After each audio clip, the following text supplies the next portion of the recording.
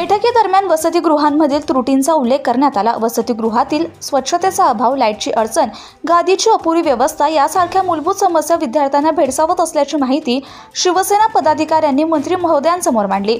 या संदर्भात बोलताना मंत्री महोदयांनी सांगितले की मालेगाव सारख्या मोठ्या शहरात विद्यार्थिनींसाठी अशी परिस्थिती असणं अजिबात योग्य नाही। विद्यार्थिनींच्या सुरक्षेसह त्यांना चांगल्या दर्जाची भोजन व्यवस्था, स्वच्छ वातावरण, आवश्यक सुविधा उपलब्ध करून देणे ही शासनाची जबाबदारी आहे। वसतिगृहाची जागा अपुरी पडत असल्याने नवीन वसतिगृह उभारण्यासाठी प्रस्ताव तयार करून शासनाकडे पाठवण्याचे निर्देशही त्यांनी यावेळी दिले। विद्यार्थ्यांच्या अभ्यासाच्या दृष्टीने वसतिगृहांमध्ये स्वतंत्र स्टडी रूम उभारणे, डिजिटल साधनांची सोय करणे तसेच इतर आवश्यक सुधारणा तातडीने करण्याची अपेक्षा व्यक्त करण्यात आली।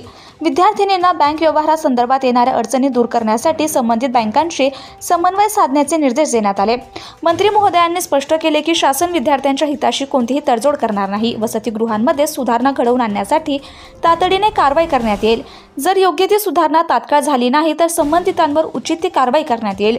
यावेळी त्यांनी उपस्थितांना आश्वासन दिले की कोणतीही अडचण असल्यास ती थेट त्यांच्यापर्यंत पोहोचवावी। विद्यार्थ्यांचे राहणीमान, आहार आणि अभ्यासाच्या सोयींमध्ये आवश्यक सुधारणा करून वसतिगृहांचं वातावरण अधिक दर्जेदार आणि सुरक्षित बनवणे हेच शासनाचं प्राधान्य आहे, असंही त्यांनी नमूद केलं।